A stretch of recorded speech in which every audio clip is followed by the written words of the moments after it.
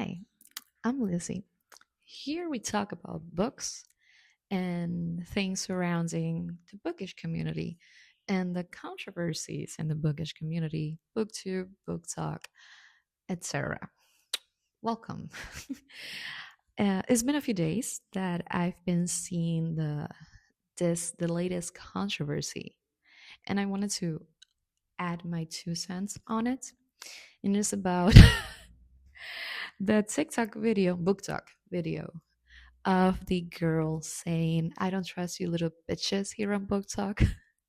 I do not trust you little bitches on Booktok and your stupid Kindle Unlimited book recommendations talking about this is 5 stars. This is one of the best books I've ever read. Meanwhile, when I was 12 years old, I was reading One Direction fan fiction written by someone whose first language was not English on Wattpad, and it was still better written than half of the shit I'm seeing pushed out on Booktok. I'm gonna be the bitch and say it. Some of you need to go back to a high school level literature class because the lack of reading comprehension that I am seeing is scary. Talking about Guild or whatever the fuck it's called is a literary masterpiece. I love a little fun romantasy vibe as much as the next girl. Like, romantasy is one of my favorite genres. However, that does not mean that it has to be poorly written. And I'm just gonna say it, not everyone should have their book published.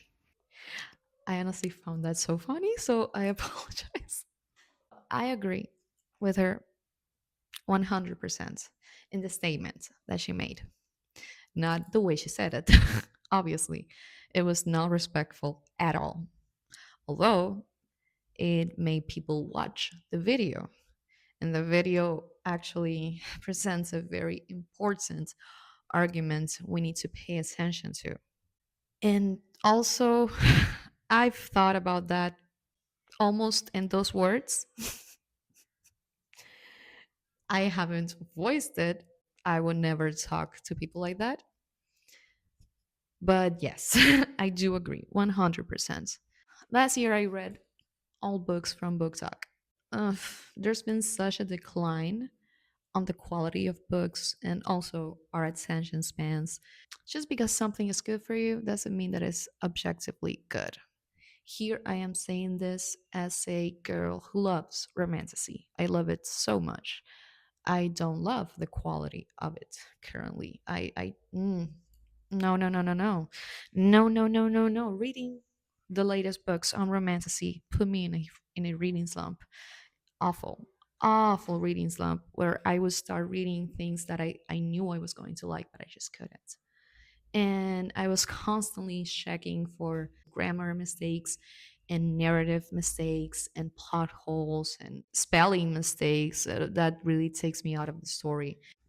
Just because you think, just because you experienced a book and you for yourself is the best experience you've ever had in your life with a book, first of all, that is great. That is amazing, but it is not that does not mean that it is objectively good. And when you are defending it as if it's a masterpiece, you are putting a bad light on you because people who know that that book is not a masterpiece will think that you lack smartness, intelligence, critical thinking, everything.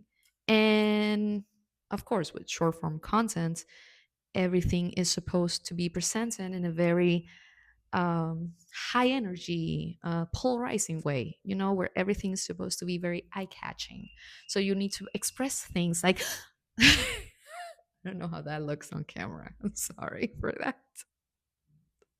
I understand that. But it is influencing people into thinking that you actually think that way. And it is maybe influencing other people into thinking that that is true, that that book is a masterpiece, that that book is a 5 star, because they have these creators as reference. Maybe they don't have many people in their lives who read. And so I think that if my favorite creator thinks that this book is a masterpiece, then I suppose it is. Those creators most likely don't have English degrees and, like literature studies and stuff. And that is okay. I mean, they're simply speaking about the books that they like and what they think about those books and their ideas and their spectrum of when a book is good or bad. Great for them. Doesn't mean that you have to think that way. Doesn't mean that you have to assume that. I honestly stopped listening to those people because I would get excited because the person that was telling me about that book was really excited. So I was like, oh, I'm really going to like this. Let me try it. What the hell is this? And when that happened to me 5 or 6 times, I was like, nope. I am either following the wrong people or no, simply no. I was following the wrong people. And it's not that you shouldn't speak about the book you loved. You can and you should. But nuance and self awareness and critical thinking and differentiating between emotional connection and discernment. And I love this from this is objectively good or bad, or I love this, but this is it lacked on this part. Just because you love a book doesn't mean that you can't speak about its flaws. Actually, you can say that something is not perfect and it would actually, I think, would make it more beautiful because you can love it despite its flaws. And you can see that it's true.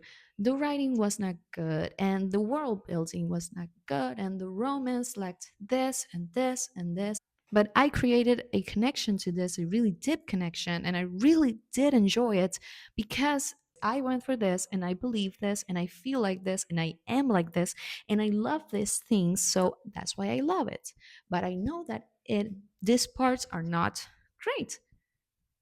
They can exist at the same time. You can see it for the problems that it has, but you can still love it. That's how love should work, you know, with people, especially with art. You can acknowledge and even love those flaws. You can say, that was awful, but I still loved it. That's it. I don't want to take this too far. I just wanted to comment on it. If you've seen this going around, this controversy, and you have more things to say on it, please let me know in the comments. And that's it. I just wanted to sit down and say this. See you next time. Thank you for taking the time to be here. Thank you so much. See you next time. I don't know what that was. Bye.